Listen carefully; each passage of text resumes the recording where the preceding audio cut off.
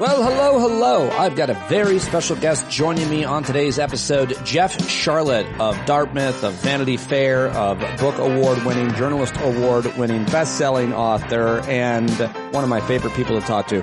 And one of our best conversations today. Really love this conversation with Jeff Sharlet. It begins at 30 minutes into today's show. If you want to skip ahead, but I've got a great news update for you, and this is the third day in a row where I've also done a video version of the news, and I posted that on all the social medias. I hope you'll go like that or go follow me on TikTok and YouTube and Instagram and all the rest and watch the video version, hoping it drives traffic to the podcast. We'll see. It's an experiment for this week. It's not really much more work because I'm doing the news segment anyway, and that is coming up in a second. I also was a little pathetic yesterday and begged people to email me, and so a bunch of you did, especially those of you that listen all the way to the end of the show who get a special nickname, but you don't know what it is if you're not one of them. But Barrett, who's been listening to the show for a really long time, emailed me from British Columbia and said, Peter, you told me to email you, so I am. To validate you, you needy little man. I listen to every single episode while I work, start to finish. I have since you started. I followed you and others from SiriusXM, but you, Jason Ellis, and Mike Tully are the three that I have stuck with through thick and thin. Sorry I don't usually make the hangouts, but Thursday's trivia night at the White House Pub in Windermere, British Columbia. My choice is between being the stupidest person at the hangout or hopefully the smartest person at trivia night. So you can see my conundrum. Anyway, I'm grateful to be a part of this community, even if I'm mostly silent member. You would do well to remember there are a lot of people who are like me. Hugs and kisses, Barrett and BC. Wow, Barrett, that meant so much to me. It was really funny, and you are so thoughtful, and I'm so glad you've been with me on this ride, on this journey for so long, as many of you have. Thank you. Send your emails, your loving, thoughtful, ridiculing emails to standupwithpete@gmail.com. All right, well, Jeff Sharlet's coming up. I got a bunch of news clips, including Merrick Garland's full opening statement, which is like 7 minutes, something from Jon Stewart and The Daily Show, and more. But first, here are your headlines for today, if you're listening on the 5th of June, Wednesday, the 5th of June. And this is slightly distorted and sped up, but I think maybe you like it more. Tell me. The big headline is that yesterday, Joe Biden did it. He did it. He passed a very, very restrictive bill closing the border when he wants to. It is shameful that, of course, Republicans refuse to act on border policy, forcing the president to finally sign an executive order that'll temporarily shut down asylum requests once the average number of daily encounters tops 2,500 between official ports of entry. According to some senior administration officials, they can shut down the border apparently whenever they want. Super confusing, very controversial. The ACLU already threatening to sue. Also yesterday, it was Merrick Garland this time on the hot seat in Capitol Hill. The day before is Dr. Fauci. This time it was the Attorney General Merrick Garland, rebuked by many Republicans for what he described was an unprecedented attack on the Justice Department, told lawmakers who have sought to hold him in contempt that he will not be intimidated. I've got his full statement coming up in the audio section of today's news segment. You got to listen to the podcast for that. Let's go to Ukraine, where they have finally been given a green light to strike inside Russia using U.S. weapons, and they might have actually done it, senior Ukrainian official hinting Monday that they hit a missile system inside Russia using Western weapons just days after Ukraine's allies got approved their limited use. Now let's go to Uganda, where there's a humanitarian disaster. I've got to mention their sexual minorities there are facing escalating human rights violations, with over 1,000 cases recorded in the last 9 months involving arrests, torture, and house evictions, among others, according to a major important report from an advocacy group. Let's come back to the U.S. and go to Capitol Hill, where Senate Majority Leader Chuck Schumer announced yesterday that the Senate will now vote on an actual bill to protect people's rights to use contraceptions. That's right. They are voting to protect Americans' ability to access contraceptives. And House Democrats, in a related story, unveiled a new plan yesterday to attempt to force a vote on contraception protections, or at least get Republicans in the House on the record on the issue before November's elections. That's what we're talking about in 2024, whether or not we're going to have access to contraception. I think it's a few steps backward. Christian nationalists are really doing a number on us. And one more story from Capitol Hill. Senator Mark Warner, who is the Senate Intelligence Committee vice chairman, he warned yesterday that with only 5 months before voters head to the polls, we might be more vulnerable to foreign disinformation aimed at influencing voters and undermining democracy than was before the 2020 election. And we should pay attention, of course, to that threat. Let's go to India, where their prime minister claimed a third term in office yesterday, a feat only one other Indian leader has accomplished. But early results say that Narendra Modi, who is a fascist authoritarian, I think it's fair to say, and very, very religiously discriminating against Muslims, who are the minority in India. And early results, however, showed a margin of victory that was far narrower than expected. So the tide might be turning at least headed in the right direction there. Maybe. Am I saying too much? What the hell do I know? Let's come back to the U.S., where the Food and Drug Administration announced they're considering whether to approve MDMA, aka ecstasy, never done it myself, but I might, for treatment of post-traumatic stress disorder. Independent panel expected to vote on whether the treatment would be effective and whether its benefits outweigh its risks. Very interesting story there. Let's head to the Middle East. Well, at least comments on it from our president. President Biden said yesterday that there was every reason to believe that Israel's prime minister, Benjamin Netanyahu, is prolonging the war for political gain. That's what he said. I think that's a pretty big deal. Yesterday, his son, his trial opening, the prosecution and defense presented their opening statements in his trial on federal gun charges. And apparently during a break, Hunter Biden's wife called a former Trump aide who was there for some reason a Nazi. They had some words. She called him a Nazi. I kind of like that. Let's go to Wisconsin, where they charged 3 Trump allies in a fake elector scheme. I think that's pretty good news. And whistleblowers at the company OpenAI apparently released an open letter describing that they say is a culture of recklessness and secrecy in their company at OpenAI. Let's head to the backward state of Louisiana now, where lawmakers sent a bill to the governor that would allow judges to order surgical castration for people who have been convicted of sex crimes against children. I'm guessing some of you might actually agree with that, depending where you're watching this news headlines. You TikTok people, I don't know, you're a little crazy. Thanks for watching, though. And a rare sports headline in my news rundown. Major League Baseball permanently barred a San Diego Padres infielder from the league for placing hundreds of bets on baseball. I guess maybe the guy's too young to remember Pete Rose. And finally, a family in North Dakota discovered a rare juvenile skeleton of a Tyrannosaurus Rex while on their hike. I wonder who gets credit for that. How the hell did that happen? What did you do today? Those are your news headlines. All right. Well, now back to regular speed. I think that was speed and a quarter or something like that. Sorry about that. That's part of the experiment with the video. And I think the audio is a little bit different on that as well. I'll get that fixed in a day or two. Bear with me. But if that was annoying, my apologies. Now let's get to the audio clips. First, let's start with the Daily Show on Monday night. Jon Stewart was hosting. He had former Congressman Ken Buck, who, well, he's retired. I thought this was a really interesting and kind of funny 3 minutes. So here it is right now. Sir, you are a congressman for 9 years. Conservative bona fides, I mean, impeccable. And yet not strong enough in fealty to the Trump world that you were immune from the pressure and the penalties that they might place on you. Well, Donald Trump's not a conservative. Exactly. But now you're the rhino. You with, and you and I probably disagree on most things. Hopefully everything.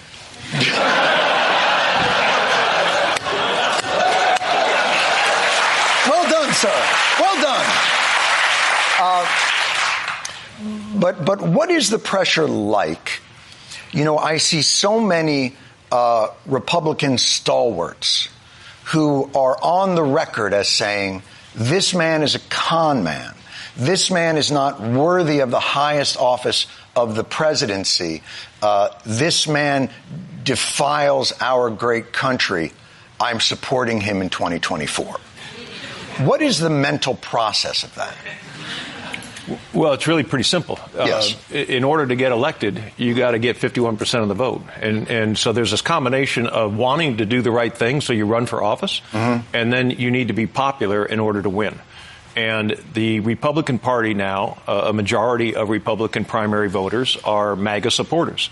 And so you don't want to make the man mad who is really in control or strongly influencing the MAGA voters. So those folks are making a calculation. They want to stay in office. What is in your mind, what's the percentage of that? How much of it is cynical calculation and how much of it is people like yourself leave and they are filled in by real ideologues who believe in that message? The message of it's really whatever Trump wants, having nothing to do with conservative principle. Well, I think that there's 100% of the folks who are running for office who recognize that if they're going to win a Republican primary, they need to be Trump supporters. Right. And that's what's happening. Was there discussion behind the scenes in Congress where people would say, I want this to end? Do they feel hostage to that? In both parties, honestly. In both parties, there is a real problem with the folks who are at the head of the ticket. Right. Obviously, Dean Phillips felt that way on the left. Sure. No, I was a big Phillips supporter. Really thought he was going to go all the way. No. Remind me again. Who is Dean Phillips? Now, you've said, so you've watched this process play out with Donald Trump. Would you say it's fair that it literally drove you from Congress? I would not win a primary in the next election. Or if I won a primary, it would be because there were so many people who wanted to run against me that they split. All right, well, that's enough of that. If you want to see more of it, check it out at the Daily Show on Comedy Central. Now let's head to Capitol Hill, where the Attorney General, his name is Merrick Garland. You love him, you hate him, you don't know much about him, or not. I don't know. Either way, I thought this was a really great opening statement. It's about 7 minutes. I'm going to play the whole thing. I thought it was interesting because it details what the Department of Justice does, what their business is, what the FBI does. Now, I'm a man of the left. I've never been a big fan of the FBI. They've spent so much time surveilling civil rights movement leaders like Martin Luther King and so many more, the Occupy movement and all of it. Depends on who's in charge in terms of the Civil Rights Division and who they crack down on. If Trump's back, I think they're going to be worried about white people's rights more than people of color, which is terrifying to even imagine.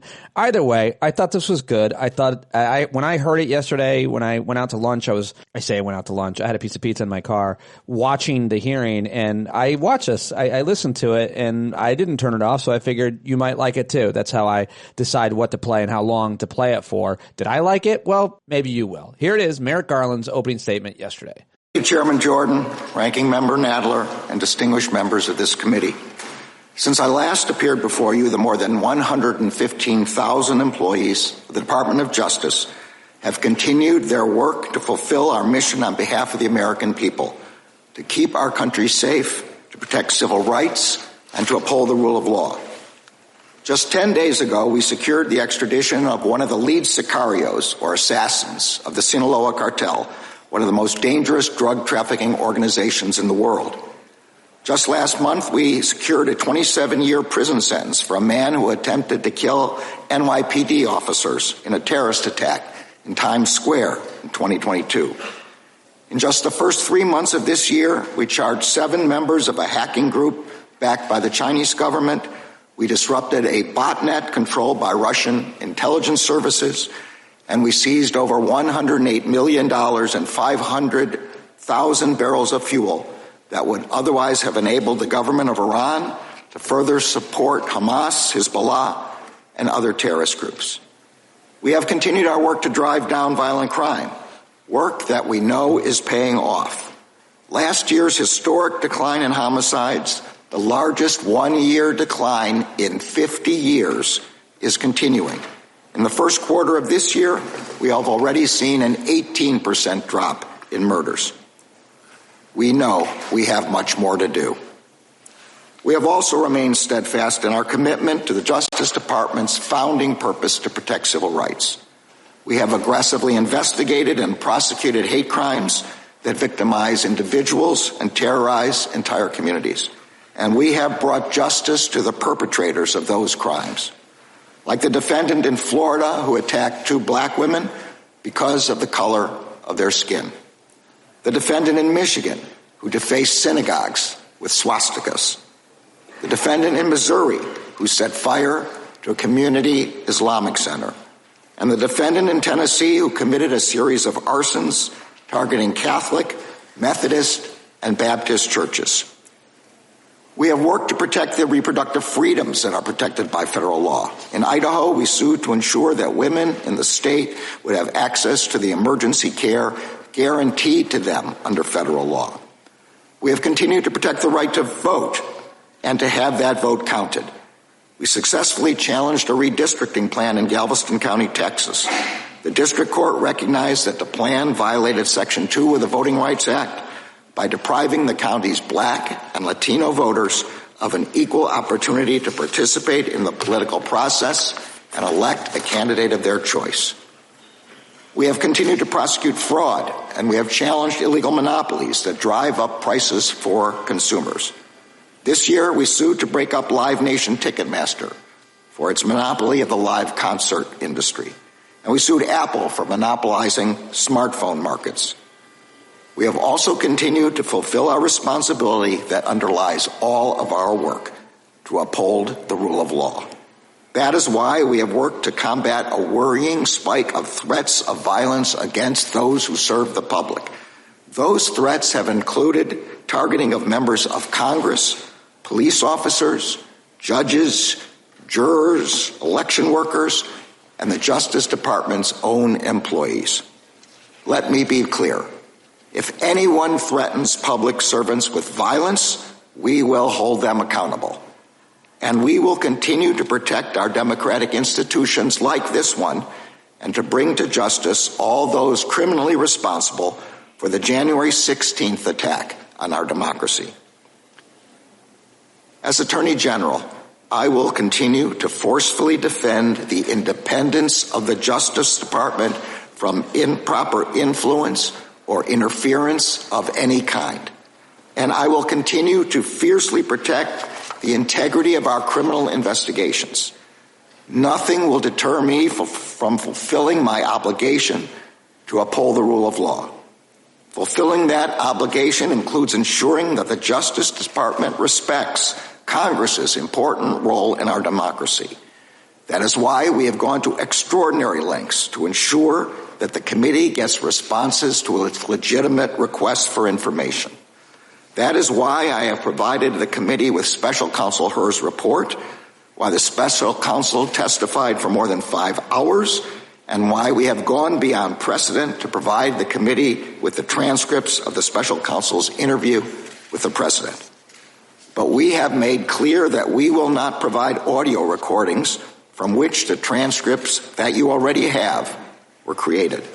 Releasing the audio would chill cooperation with the department in future investigations, and it could influence witnesses' answers if they thought the audio of their law enforcement interviews would be broadcast to Congress and the public. Now, in response, certain members of this committee and the Oversight Committee are seeking contempt as a means of obtaining, for no legitimate purpose, sensitive law enforcement information that could harm the integrity of future investigations. This effort is only the most recent in a long line of attacks on the Justice Department's work. It comes alongside threats to defund particular department investigations, most recently the Special Counsel's prosecution of the former president. It comes alongside false claims that a jury verdict in a state trial brought by a local district attorney was somehow controlled by the Justice Department. That conspiracy theory is an attack on the judicial process itself. It comes as individual career agents and prosecutors have been singled out just for doing their jobs. It comes as baseless and extremely dangerous falsehoods are being spread about the FBI's law enforcement operations. And it comes at a time when we are seeing heinous threats of violence being directed at the Justice Department's career civil servants. These repeated attacks on the Justice Department are unprecedented and they are unfounded. These attacks have not and they will not influence our decision making. I view contempt as a serious matter, but I will not jeopardize the ability of our prosecutors and agents to do their jobs effectively in future investigations. I will not be intimidated, and the Justice Department will not be intimidated. We will continue to do our jobs free from political influence, and we will not back down from defending democracy. I look forward to your questions. All right. Well, there you go. What'd you think? I thought it was worth playing all of it. Of course, a lot of the Republicans are demanding the audio of the interview between the special counsel and Joe Biden, the special counsel that investigated Joe Biden for having classified documents at his house. He had to sit down and he had to answer questions while being president about documents that he took and had from when he was vice president, I think senator before that. I'm not exactly sure. But they want the audio. Of course, they want the audio so they can chop it up and take it out of context and Benghazi the president of the United States. And you could use any kind of other of these phony investigations where they take things completely out of context. But they have the transcript. That's the thing. They have the transcript, but they want the audio because they're masters of media.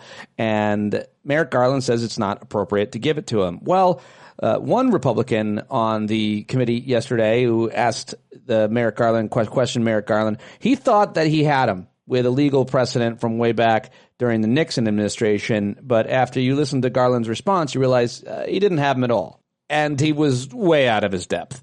So let me go back. In the United States versus Mitchell, during the Watergate District Court case, Judge Sirica held that by releasing portions of a subpoenaed recording in transcript form for publication, the president's claim of confidentiality and that privilege associated with it was no longer valid since the conversations were no longer confidential. You produced the transcripts to this committee, correct?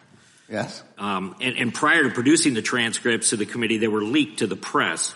So based on Mitchell, which is still good law, the recordings are, in fact, no longer confidential, aren't they? Can I respond? I'm sorry, that's not what Mitchell was about at all. Mitchell was, first of all, about transcripts created by President Nixon, for which there was plenty of reason to believe that they were not accurate. And secondly, it had to do with the confidentiality of communications between Nixon and his staff. And once he provided the transcripts, the court said those communications were no longer confidential. That is not the allegation. That is not what we're asserting here. Here we're asserting confidentiality over the audio, not confidentiality, but protection of the audio in a criminal investigation, an interview, not a staff meeting. Okay, thank you. Let me move on. Yeah, because I got nothing else, because you know the law a whole hell of a lot better than I do, and that shows, and I don't want to stay here any longer. My whole body is on fire. All right, well, now here is Matt Gaetz, and he's a terrible person, of course, who has been alleged to have sex trafficked young women, and nobody likes him at all. But here he is for about 2 minutes going back and forth with Merrick Garland, and you got to wait to hear Congressman Steve Cohen and his response after this exchange. General, I hadn't asked you about the verdict yet. We were getting there. I was talking about the judge. And so let me ask you this question about your time as a judge. Was there ever a time when you were a judge when you had a family member who was personally profiting off of the notoriety of a case that was before your court? Look, I'm going to say again, it's very clear you're asking me to comment on a case in another jurisdiction. No, wait, hold on, Mr. Attorney General. Did you ever have a family member profit off of the notoriety of any case that you sat over? Say again, you're asking yes or no? You're asking me to comment on a case currently. Well, it seems you're connecting the dots, Mr. Attorney General. I'm just asking you as to a general principle, but you are aware that Judge Merchan's daughter was profiting off of this prosecution. You are aware that creates the appearance of impropriety. You know the very reason there's a federal rule against judges giving donations is because it is the very attack on the judicial process that we're concerned about. I'm sorry, I don't agree with anything you just said, but I'm not going to comment on it. Okay, so you won't comment on it, Mr. Attorney General, but you had no problem dispatching Matthew Colangelo. Who's Matthew Colangelo? That is false. I did not dispatch Matthew Colangelo. Matthew Colangelo became the Assistant Attorney General at the very beginning of the Biden administration. Without having been Senate confirmed, goes and gets this senior role at the DOJ, and then after, I believe it's Gupta replaces Colangelo, Colangelo makes this remarkable downstream career journey from the U.S. Department of Justice in Washington, D.C., and then pops up in Alvin Bragg's office to go get Trump. And you're saying that's just a career choice that was made that has nothing to do with the lawfare coordinated by the DOJ. I'm saying it's false. I did not dispatch Mr. Colangelo anywhere. Well, do you know how he ended up there? I assume he applied for a job there and got the job. But see, you know what? I had nothing to do with it. Well, you might not have had anything to do with it, but we've got this contemporaneous evidence in Mr. Pomerantz's book. All right, so there is Gaetz and Garland yesterday. He's trying to catch him, but he can't. They can't connect the Department of Justice to Alvin Bragg's case, at least not from any evidence I've seen. Maybe I'm missing something. But now here comes Democrat Steve Cohen, who's pretty effective on these committees, and I thought this was really good. This was just after. Notice Mr. Gaetz, who took you on first, is not here now. And that's unfortunate because he is living testament to the fact and direct evidence that you have not weaponized the Justice Department. He was investigated for sex trafficking, and while many expected a prosecution, you chose not to prosecute this very active Republican. Is that true? You did not prosecute him? I'm sorry, I'm not sure what is in the public record and what's not, so I'm just not going to comment on that. All right. Well, that was pretty great, I thought. There you go. All right. Well, let me get to President Biden yesterday on his announcement around the executive order for the securing the southern border. Here is the president yesterday, a couple of clips. in Congress refuse to do. Take the necessary steps to secure our border. 4 months ago, after weeks of intense negotiation between my staff and Democrats and Republicans, we came to a clear bipartisan deal. It was the strongest border security agreement in decades. But then, Republicans in Congress, not all, but walked away from it. Why? Because Donald Trump told them to. He told the Republicans, it has been published widely by many of you, that he didn't want to fix the issue. He wanted to use it to attack me. That's what he wanted to do. It was a cynical and an extremely cynical political move, and a complete disservice to the American people who are looking for us to not to weaponize the border, but to fix it. All right, now here's a little bit more from the president yesterday. My very first day as president, I introduced a comprehensive immigration reform plan to fix our broken system, secure our border, provide pathways for citizenship for dreamers, and a lot more. And I'm still fighting to get that done. But we must face the simple truth. To protect America as a land that welcomes immigrants, we must first secure the border and secure it now. The simple truth is there is a worldwide migrant crisis. And if the United States doesn't secure our border, there's no limit to the number of people who may try to come here, because there's no better place on the planet than the United States of America. All right, let's jump ahead to the final couple moments of his speech, his comments, about 8 minutes worth yesterday. I'm just giving you 3 short clips. For those who say the steps I've taken are too strict, I say to you that be patient. And goodwill of American people are wearing thin right now. Doing nothing is not an option. We have to act. We must act consistent with both our law and our values as Americans. I'll take these steps today, not to walk away from who we are as Americans, but to make sure we preserve who we are for future generations to come. Today, I've spoken about what we need to do to secure the border. In the weeks ahead, and I mean the weeks ahead, I'll speak to how we can make our immigration system more fair and more just. Let's fix the problem and stop fighting about it. I'm doing my part. We're doing our part. Congressional Republicans should do their part. Thank you very much. All right.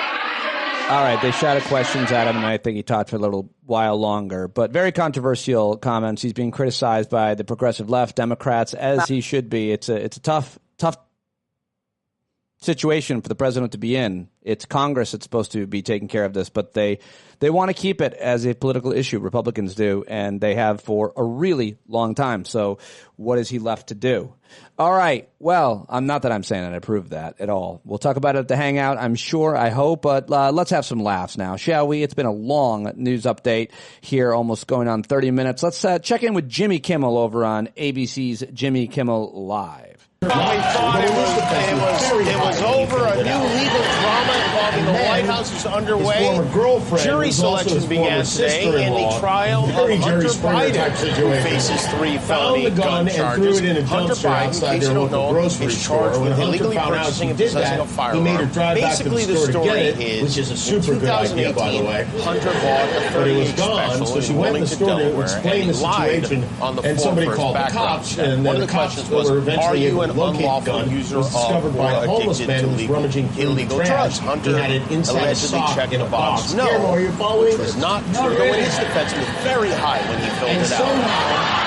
Somehow, even though Joe Biden has weaponized the American justice system sister-in-law, using them as puppets to prosecute his rivals, found the gun and threw it in a dumpster outside their local grocery store. When Hunter found out she did that, he made her drive back to the store to get it, which is a super good idea, by the way. But it was gone, so she went to the store to explain the situation, and somebody called the cops, and then the cops were eventually able to locate the gun. It was discovered by a homeless man who was rummaging through the trash. He had it inside a sock in a box. Guillermo, are you following this? Not really. It's good to see him out crossing state lines. And somehow, even though Joe Biden has weaponized the American justice system to using them as puppets to prosecute his rivals, somehow this one that could get his son 25 years in prison slipped through his iron grip. I mean, how does this happen? Last week he had the whole legal system rigged. Now he's powerless, I guess. Meanwhile, his future cellmate, Hunter Biden's Donald Janice Trump, made his first outing after his guilty verdict. Trump spent most of the weekend at his golf club in New Jersey, then went to a UFC fight before finally heading back home to Florida. It's good to see him out crossing state lines while he still can. But Trump stayed at the fight until 1:15 a.m. And you know what? If I'd just been found guilty of covering up a hush money payment to a porn star, I wouldn't be in a rush to get home to my wife either. I really can't blame him. So in between... All right, there you go. Jimmy Kimmel last night. There's your laughs. And now it's time to get to today's guest. Yes, indeed. I've got my own content each and every day. And today, it's the brilliant Jeff Sharlet. He is one of my favorite people to talk to. I've gotten to know Jeff really well over the last few years. Last year, I invited him to join me at the New Hampshire Democrats, who invited me up. And he was there and helped me give a speech. I mean, I gave the speech, and then we did a little interview, and it was really interesting. And he is a great guy. We went out for a bunch of beers after, and I just love him. His most recent book is The Undertow: Scenes from a Slow Civil War. It's won National Book Critics Circle Award, finalist for nonfiction, one of the New York Times 100 Books of the Year, and now he's got a Substack that he's just launched to continue his work, which is very good. He didn't want to have to do this. He thought he was done covering Trump, but he's back. jeffsharlet.substack.com. You should definitely go subscribe to that. That's really ostensibly why I had him on, to promote it. Well, obviously, and have this amazing conversation. But he covered Trump in 16 and 24 magazines, and his book I just mentioned. And now he just didn't want to sit 24 out. So here he is right now. We had a great talk. I hope that you'll follow him on Twitter. All the links to Jeff are in the show notes. Say hi to him. He's one of the best. Let's do it right now with Jeff Sharlet. Oh, there he is. The legend lives somewhere in the Northeast, is my guess. You're not on the road, Jeff Sharlet. Welcome back. Hi, Pete. No, I'm not on the road. I'm stuck at home. Because do you want to talk about why you're stuck at home? Is it this summer, or were you supposed to be on the road? I want to be on the road right now. I'm just sitting there looking at the plane tickets to Las Vegas and Trump's first post-conviction rally in Las Vegas, of all places, where he's going to double down, I think, or triple down on his new fully realized persona as Scarface. So this is true. I don't know if you've seen this. Like, now there's just like this massive proliferation of Trump's Scarface merch, where you can get a hat, all the usual things that you can put pictures on. You can get Trump water bottles with Trump and Scarface's white suit and black shirt. But no, right now I'm at home. I'm recovering I'm the avant-garde of the summer wave of COVID. I'm sorry to hear that. And I'm now looking at all the Trump Scarface swag. What are you going to choose for yourself?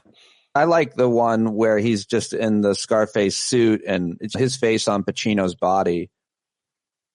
Which is this is a thing. So we're talking a little bit about this new Substack I have, and look how I push it. I'm really peddling this thing, Scenes from a Slow Civil War. And the first thing I wrote about was that transformation post conviction, and thinking about all the fictional Trumps. So if you go back to 2020, it was Rambo.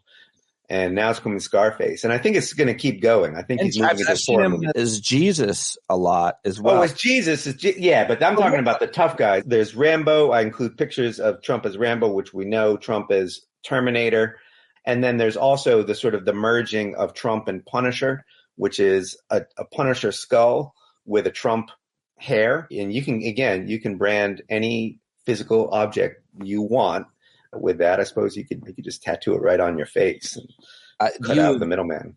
You've been talking about this for years, but you can tie all this imagery together to help us understand what it is. And I think the easiest way to describe it is fascism, like what we've seen in the past, Mussolini and Hitler. Ruth Ben-Ghiat has documented this so well. Kenneth C. Davis, my friend and historian, and obviously you have. And we are, what was your Substack? Escalator. Scenes from a Slow Civil War. Escalator Redux is that's. I'm not talking about jeffsharlet.substack.com, which I guess that's. See, I'm so bad at this marketing thing. I didn't even give you the right URL. I'm talking about Escalator Redux, and I'm talking about the fact that we are seeing Trump 2.0, and it is more of the imagery and the reality show character, and now his conviction is playing into it. to make him look like this badass. We never should have respected mafia types in America, but they're selling that stuff on the boardwalks and Italians eat that up, which is ironic. What are your thoughts on Trump 2.0 and what he's created? 2.0, 3.0, 4.0. I mean, I think the first piece I wrote for the Substack is called Escalator Redux. Look, where does Trump go the day after conviction? He goes back to the golden escalator on which he descended in 2015 and announced himself. And you go in Trump world, that escalator, it's not just, we think it's funny. In Trump world, the golden escalator really has this kind of mythic status. Remember, he came down a strong man like no other. So he returns to that site post-conviction, and I think of it in some ways as like he's being born again into his new incarnation. He's the Doctor Who of fascists. There's always yet a new variation. And we've noticed this for a while, but he's talking more and more in terms of himself as a gangster, comparing himself to Al Capone, we know. But there at the base of the escalator, the day after the conviction, he started repeating a kind of a new trope. He's always been talking about the bad guys coming from other countries. They're emptying their prisons. They're sending us their worst. And now he's adding and emphasizing they're emptying their mental institutions. And for me, I'm always looking at Trump. And what I'm frustrated with is our political press is not actually following the narrative very much. Is he's adding, if you understand Trump through movies, because I think that's how he understands himself through movies, he's more like Reagan in that one regard than any other. He's adding horror movies into the mix. Because what's mental institutions? And I say this as a person who with loved ones who have benefited from them. But in the movies, it's psycho killers. It's Michael Myers from Halloween. Right. And I think that's what we're seeing with Trump. He is priming the field for no holds barred, ultimate fighting rhetorical violence. When we started earlier, you had a shitty microphone and now you have the best microphone. And I hear those birds in your New Hampshire background and it's beautiful. I like it. I love it. So hopefully everybody else does as well. I'm going to use the bird app. You can use your Merlin to find out what kind of birds they are. That's right. My Merlin. It sounds so filthy. Talk to me about the other part of the imagery in terms of the fighter. Specifically, you did touch on that. He goes to UFC after the conviction. And I think he's pretty widely praised. He loves that's the best room for him. There's a big UFC fight. The guy who owns it loves him. Dana White is his name, I believe. Dana White. And they march him in. And I feel like you didn't write about this in that Substack, which you covered it pretty well. They march him in like he's the fighter, like he's the guy who's going to go into the ring. He gets that entrance with the music and everything. And by the way, that must be awesome for any person ever. Like you would pay for that experience. Can I walk down and have everybody cheer for me like I'm a fighter, even though I'm a out of shape old slob? What are your thoughts about just the UFC part of it? That's a good insight. They do march him in like a fighter. They've been doing this for the long time. This past Saturday night, UFC 302. I've been learning about UFC. To understand politics in America, I have to learn about the history of Ultimate Fighting. But I'm going to use that. I'm going to steal that for the next Substack entry. Oh, I'm so flattered. And I'm probably not even going to attribute it to you. You don't need to because it's the most hackneyed, unoriginal. Like it's the first thing I thought. No, but the understanding in terms of, and you can go into the sort of the history of royalty, because it's not like he's a fighter. It's like he's the king and that these are his champions. And so every champion is a representative of him. And in his magnificence, and this is what's interesting, it's okay with him if either wins. So the main card on 302, the Russian wins, which he likes. The card that everyone saw because the American beat a Pole by breaking his arm feet away from Trump's face and then leaping out of the cage to kneel before Trump. It's very much like a king. So this is the ultimate fighting. Saturday night after the conviction, just like after 2021. Remember, the first thing he did after leaving the presidency was go to Ultimate Fighting. Again, he goes to Ultimate Fighting, of which not everyone is aware. Trump was instrumental in the creation of this. I'm not going to argue with people. People want to call it sport. Okay, it's a sport. But back in the late 90s, early 2000s, no one would host these events. because they seem too bloody and violent. And Trump at the Taj Mahal says, hey, bring it on. He says, in fact, he thinks fondly of those days that are too rough. So he goes to Ultimate Fighting. And then Sunday morning, he goes on Fox News. So I'm going to plug, this is another piece I've written called Saturday Night, Sunday Morning, which is that classic country music trope of party on Saturday night, Sunday morning in church. Trump is working those narratives. And I'm going to say, you promised me at the beginning that you were going to start by asking me what my grievances with the contemporary left were, and you didn't let me air my grievances. We got right into this, and my argument is that we are not stepping up and paying attention to the ways in which the fascist narrative of Trump is mutating. Too much of us are sitting on our asses and saying, we know what he is. We know what he was. He's becoming something even worse, and we need to rescue him. That's why your clarion call, your work, your Substack, your books should be paid close attention to, because you're constantly beating that drum. And by the way, I did just look it up, and I see the fighter jumps out of the ring, and he goes he bends down, he squats down, and Trump walks up to the ring, and he shakes his hand, and then he shakes Dana White's hand. And he whispers in the fighter's ear, and I don't overlook that, because I think that video, which UFC is touting, they love this video. Listen to the announcer. That you can't because we're talking. The announcers are screaming, he broke his arm. You could hear it snap. His arm went limp. As the fighter, Kevin Holland, jumps out of the cage and he clasps Trump's hand. And it's worth noting that the fighter is black, a black man. The images of a black fighter, a black champion kneeling before the king. And Trump leans in and whispers in his ear. Now, on the one hand, whatever, you're congratulating the athlete, but the story and the video and the way that goes viral and becomes a meme is also an image of royalty. To be fair, he doesn't kneel, he squats down in front of him, but it's that imagery of Yeah, I'm sorry. He lowers himself. And of course he has to, because he's got to reach down. Yeah. But nonetheless, the first thing that the guy does after defeating someone by breaking his arm is to go to Trump. The thing you're leaving out, and a lot of people aren't saying this because it's not true, but I want to do the bit anyway, because you mentioned him being king, is when he was about to break his arm, he looked out and Trump gave him the thumbs down. He snapped it. No, that's true now. That wasn't true before you said it, but now it is true. Yes, it's not that far-fetched. It's what obviously happened in history, and that's why I think it's such an important point when you make that connection. All right. Well, before we get to your critique of the contemporary left, which I really do want to get into, and I probably share it, although I don't know what to think about anything these days, let's just talk a little bit more about the conviction and what it means for your thoughts and what it means for the rest of the campaign. And I'm sure you have thoughts about the Supreme Court, and I'm going to get to some of the other things you've written at your Substack. But what are your other thoughts about the conviction, et cetera? I'm not going to hazard a guess. Not only am I not going to hazard a guess as to whether does this help him or hurt him, because keep in mind, remember, that's getting back into the horse race. I created a Substack. I said, no horse race, no bullshit. We're not going to do that. I'm following Jay Rosen. Everybody should follow Jay Rosen for understanding how the media covers politics.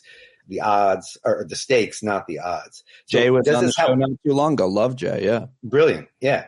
And I think anyone who is talking about is this going to help him or hurt him or saying that decisively, that person has made themselves part of the problem. Fair enough. I appreciate you not taking the bait, because I'm buying all of those takes. I'm buying them and I'm eating them right up. Yum, yum, yum. Give me more. Tell me what's going to happen. Wait, so do you in 1 minute you're like, oh my God, this does him in. And then another minute you're like, now he can't lose. Maybe. I'm very easily impressed by the last smart thing I heard. That's the kind of intelligence I possess, but in confidence. But no, I think I've stayed pretty consistent that he's not getting any new voters, but could be wrong. But so that's where I start and end with it. He lost this guy. He's not getting any new voters. The issue, I think, probably is, did he lose voters, not gain any new voters in the states that matter? We don't have to talk about it anymore, but that's been my general. It hasn't changed. Well, all right. I'm going to jump in. I was going to say, maybe this week he's not getting new voters. He was getting new voters before that. He might again we don't know, but also he doesn't really need to get new voters to win. And so it's the American fetish for the mythical swing voter that is distracting us from the fact of the complete fascist takeover of a major party. And that's the only fact that we really need to be paying attention to, whether it wins Arizona or not. Young male voters, to me, are the most frightening ones because the Joe Rogans, the UFC, and that entire culture has really made a giant negative impact on young men in America, in my opinion. Yeah, it's hurt people terribly. And I think I think about this. I teach at a college. And I see young guys come in, and it's pretty good college. So the young guys who come are mostly nerds. That's how they got there, by being really good at school. And I see this transformation that happens to some of them as they get involved in this kind of macho. They take the frat culture to a real extreme, and they're unrecognizable. And suddenly these young men, their friends were women. Suddenly they don't talk to women anymore outside of if you're trying to have sex with her. And I'm like, what happened to you, dude? I've seen these guys, they're smart young guys, and by the end of college, they're lumps. And I think, and there's a lot of responsibility on them, but if I'm looking at what's happening to young men, I feel a great sorrow for those people because, look, they're going to go and victimize others, but they are victims of a culture that is telling them this is what masculinity is. This is how you do it. These are your options, and they're pretty fucking narrow, and you better get within those parameters. And then once you're in those narrow parameters, you better shout and be aggressive and declare at every turn, look at what I have become.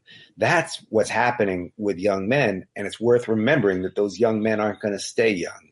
They're going to grow. They're going to move into positions of power. What's happening now is a tide that we're going to be dealing with for a long time. You've seen actual students come in as freshmen or first years, and you've seen them change that much over their time in college. Yeah, I have. I've seen. There are some organizations that a young guy gets in, and I knew a guy who went through this and came out of it. But he was told that for a period of time, he had to prove his loyalty to the brotherhood by cutting off his friendships with women. No female friends. And in as much as he had, say, a girlfriend to his loyalty, he's going to be hazed for that. And it's like an oaf factory we're producing. And now this is that one college, but then you take Joe Rogan, Jordan Peterson, Andrew Tate, and a number of other guys who are multiplying, and people being led astray. And look, to go back to the left, I'd say, I know people will be pissed off at this. Like, now we got to go and help the young men. Yeah, we got to fight that stuff. We got to draw those guys back. Because I'm not talking about a grown man and Andrew Tate. I'm talking about 13-year-old whose YouTube takes him into Andrew Tate, and no one's talking to him and saying, You're familiar with Richard Reeves' Boys to Men book? I know of it, but I can't say I'm familiar with it. I'm gonna have it sent to you. And he started a new nonprofit. And it basically is working to fight exactly what you're just saying. I can't think of anything that currently exists institutionally or organizationally that is doing just that. I'm trying to find the exact name of that organization, but you guys should be familiar with each other, to say the least. Let's go from there to your critique of the contemporary left, because I think it leads in perfect. We're talking about young people. They're generally speaking more progressive. And I think your critique, probably by the nature of the use of the word contemporary, is younger left, because we're not talking about people our age and older. We are. There's so many ways in which the reason I decided, look, I've been writing about the right for a long time. This year, I really did think I published my books and everything. Like, I've said what I had to say. I'm going to work on other things this year, but I more and more saw what was happening in the mutation of Trumpism and the sort of the rapid acceleration of it, starting with the first indictment last year and mutating quickly in the movements around it. And I didn't see many people talking about it. And there's good reasons, but there's a lot of issues. I'm not going to say something, these people saying, why are we talking about Gaza? We're talking about Gaza because it's a massive, horrific destruction of human life.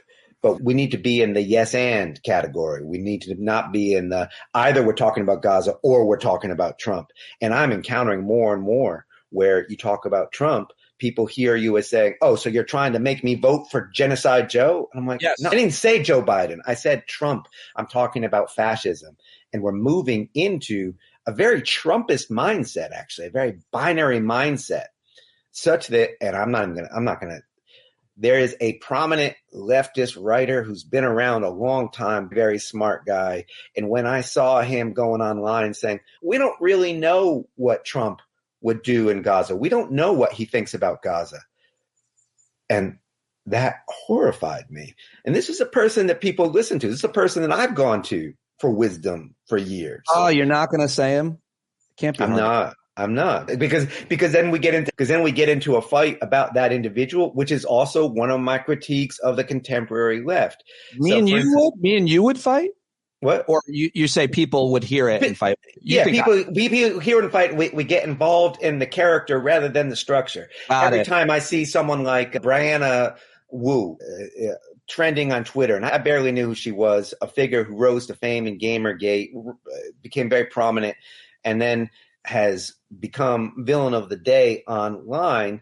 And I don't even want to, I believe it if you tell me, but why are we still talking about it?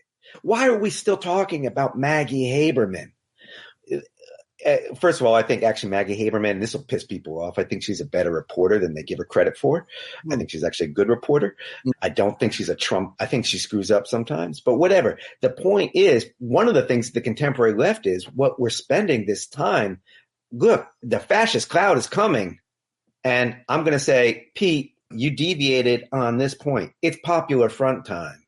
It's coalition time. That's my view. And that's why I'm doing this writing, as I'm going to say, instead of talking about these arguments within the left, because I'll do it here, I'm going to talk about what I know how to do, which is to report on how fascism works, what its roots are, where it's coming from, how it's changing. Tell me just one somewhat departure from this and to get your take on it that maybe you don't know, but like the issue that I probably care, think, or speak and talk with some tiny bit of authority the most on is climate sustainability, just from the point of view of media and how it should be covered, not obviously as a scientist and to some extent as an activist. Obviously, I think about voting as the most important issue in America, voting rights. And then we can talk about reproductive rights and racial issues and so on. All these things are very important. But I would say to these people, and I do say to these people, listen, I'm voting for the person who gives us the slimmest possible chance that even exists to do anything to slow the rapid growth of the climate crisis. The fossil fuel, I'm voting for the guy who's going to put probably less fossil fuel in the air and lead the world. Otherwise, it is absolutely over with Trump and the rise of the other right-wing authoritarians. Planet does not matter at all to them. The air quality barely matters to them unless people revolt as a result of the air quality. And then they might turn off their stoves, the coal fire plants for a minute, clears it up, and they turn them back on. Why can't that just be my argument? Why can't I just say, just the planet, just this guy, vote against that guy, just the planet? What happens there? Why isn't that not convincing to everybody? I think, you said the planet doesn't matter to them. And I think every time I think of one of the emblems of this right-wing moment is the coal roller, the truck outfitted with. It doesn't matter to them. The planet's I'm going to say it does matter to them. They want it to be worse. And if you're gonna roll around in your coal roller and spew gas, you're in this position. And I think of this with some weird strain of sympathy, and it extends to our comrades on the left who have somehow forgotten climate, which is the threat is so overwhelming. So some people outfit their trucks with coal rollers and say, see how much I don't believe in this? But then the way that climate has fallen out of the discussion for so many, or worse, been framed as a concern only of white privilege, when of course the reality is that white middle-class guys like us are going to be buffered in a way that so much of the world, that this obviously, we know this is a race issue. I think that what's happening, what we're seeing right now, is the threats are so big that we're retreating and we're just pretending. The left has gone over into don't look up territory. We pick the singular issue of Israel, absolutely essential issue of Gaza and so on, and we don't talk about anything else because that's a small area. That's New Jersey. That's a matter of millions of people. We can choose a side. We can do something. We can advocate, versus the global fascist moment and the climate destruction it ushers in. That's overwhelming. So we turn away. And I think you're absolutely right. People have been frustrated. I'm sure you've talked about it on the show. Trump's promises to the fossil fuel industry, these essentially asking for bribes. Why is that not the number one story? That's Trump saying, hell, I'm going to point a gun at everybody on earth. So I think there's an avoidance. And I think the way we do it is we just keep, I don't want to say, why can't you do it? I just want to say, hey, let's step up and start telling those stories that do matter. Because I'm not going to persuade someone if I say you should be talking about climate and you're not talking about climate. They're going to say, no, I shouldn't, or whatever. I'm just going to do it. Such all great points about the contemporary left. Anything else that bothers you outside of the kind of one issue focus and not the lack of understanding of the larger issue and the larger world outside? We're not thinking certainly even on the left, about people who aren't us nearly enough ever. I'm sure that's true of most people in their own insulated worlds. But anything else you got on the contemporary left? This is your. All right, let me expand it. Left liberal, right? And let's make that distinction. Or the media, or specifically the media. The reason I'm doing this Substack is, look, I covered Trump 2016 for New York Times Magazine, 2020 for Vanity Fair. And I was planning on not doing it this time. And then I'm looking at a press. Now, there's two things going on. The press is incredibly diminished. That's another crisis, a media extinction event we're not talking about. It's a ghost of itself. The reporters who can go out and tell you what's really happening at a Trump rally, how the rhetoric is changing, how the people are receiving it, they're not there. The publications aren't there. I'm not just talking about the big places, although a lot of them are gone or smaller. Washington Post now being run by a guy from the Wall Street Journal and a guy from the right-wing British Telegraph as of just this week. The New York Times political desk, which is working some issues out for itself. I don't know what they're doing. Daily papers everywhere. In this year, by some estimates, we're going to lose as many as a third of local papers. And if you're thinking my local paper sucks, good riddance.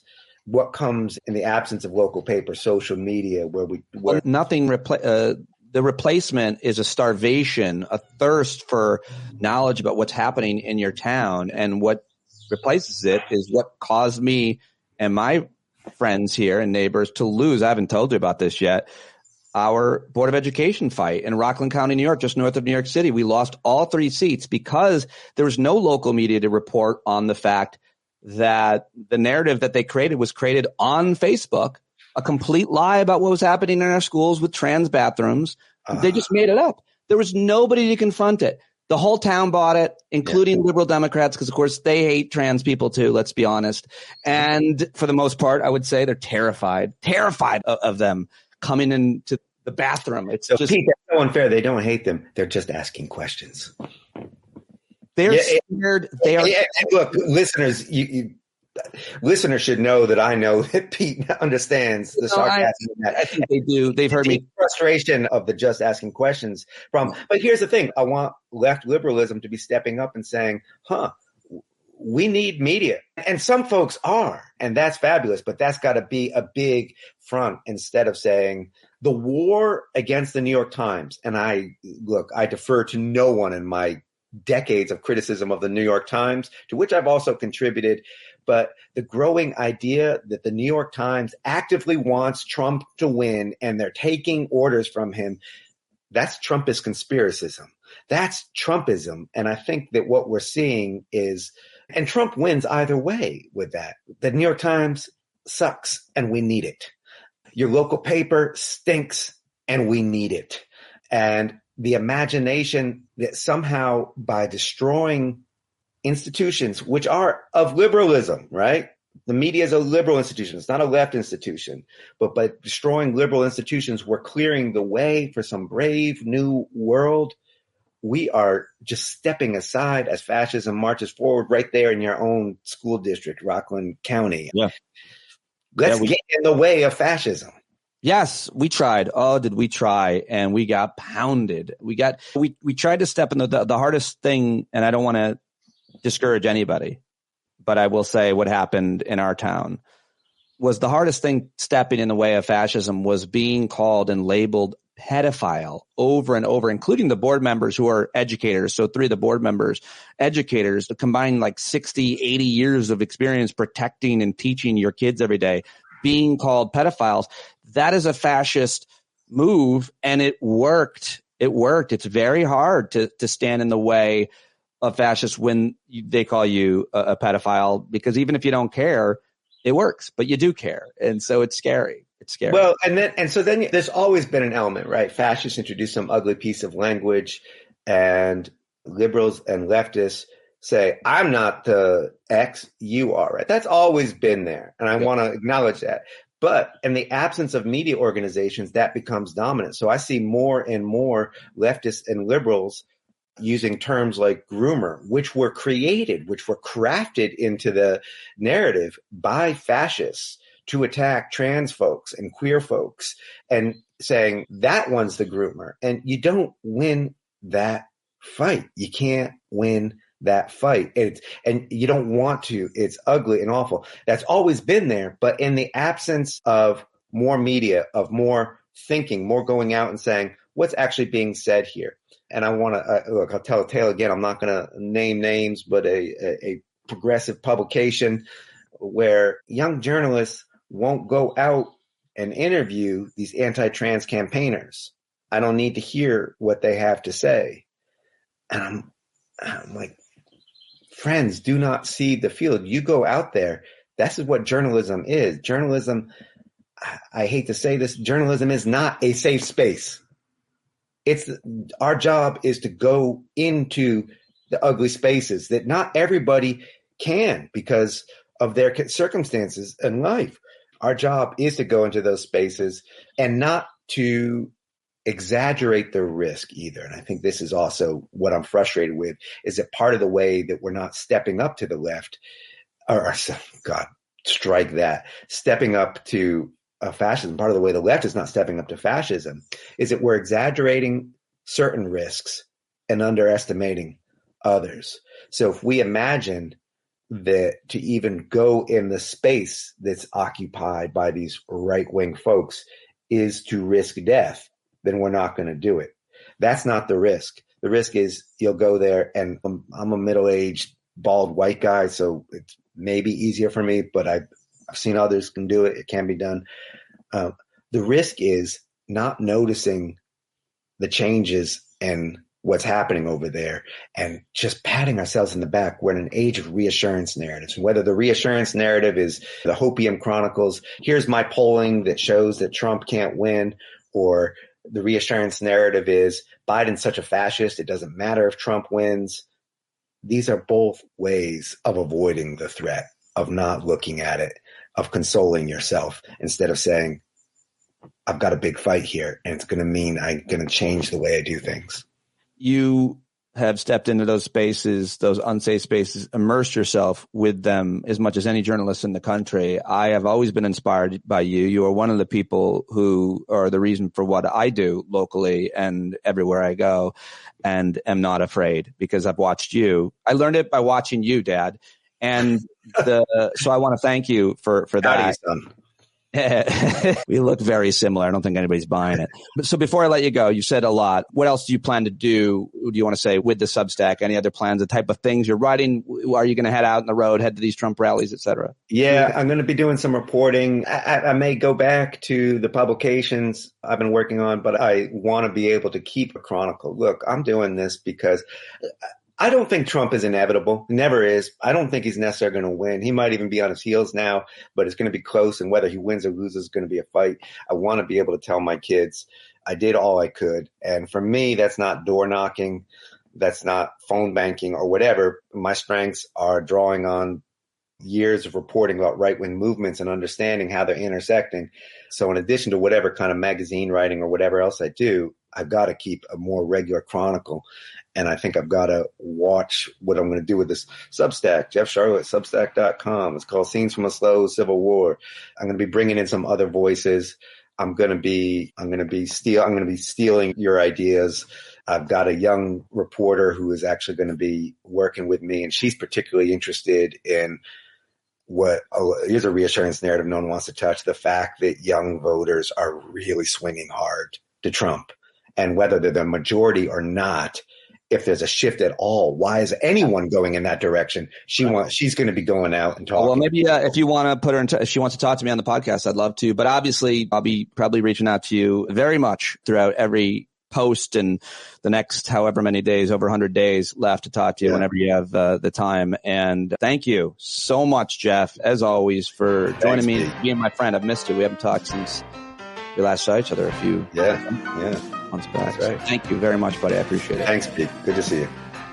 Yeah, Jeff Sharlet. Go follow him on Twitter and go get his books, and obviously go subscribe to his Substack, which we've mentioned, jeffsharlet.substack.com. Let him know that you heard him here. Jeff and I talked for another, 30 minutes after I pressed stop, and came up with a really good idea about doing a segment here on the show, maybe once a week or even once a month, talking to other people around the country about their school board fights, using our experience losing, talking about the strategy that our fascist opponents used, and sharing that as an instruction for the future and strategy for others who want to fight fascism in their town, in their school board. So maybe I'll do a school board special. So start thinking about that. If you know people, or if you are on the school board, like some of our listeners are, Kathy Nathan there in Rochester, Minnesota, not Michigan, or if you know somebody on your school board that would talk to me, or if there's a big fight at your school board, I want to learn more about it. Email me, standupwithpete@gmail.com for that, and anything. That's all I've got for you today. Thank you very much for listening. Sign up at Patreon. You can always pay more. I cannot do it without your paid subscription. And so there you go. That's it. I'm done. John Carroll singing us out as he does every day. JohnCarroll.org right now. It's his turn to go.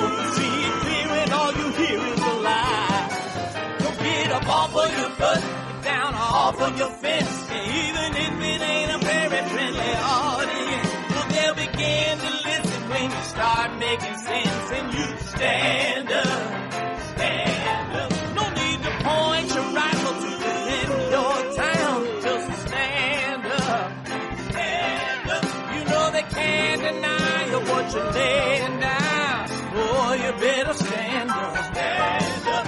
Show your face of every color, yellow, black, red, and brown. She's the place where every lost child will finally be found. There's only one thing to do before we stand our ground, and that's stand up, stand up. Well, the founding fathers saw a land for all. They had to stand up. They had to stand up. They had a keen imagination for a crystal ball, drawing all the plans of stand up. But all they had to go on was the time they were in, with other causes for laws, and since they weren't even sin, they knew that change was gonna come before the change would begin. They had to stand up. All right, they had to stand up. We got to stand up. We got to look the devil square in the eye. We got to let him know it's his time to go, and make it clear when all we hear is a lie. Why you lying awake wondering where the money all went? It'll be the cost of freedom that'll go unspent. You can see him flee the scene of that experiment. If you stand up, alright, we got to speak up, we got to reach up and raise your voice in every way you know how. Don't be toes up, you got to show up. Ain't no better time to do it but now. No need to pledge allegiance to no wanton tribe. Rise up, show obedience to the voice inside, and listen well and it'll tell you not to run and hide. It says stand up, stand up, got to stand up. Ooh, come on, just stand up. Everybody got to stand up in the darkest hour. Stand up, people got the power. Stand up. Come on, come on, come on. Come on, come on, come on. Come on, come on, come on. Stand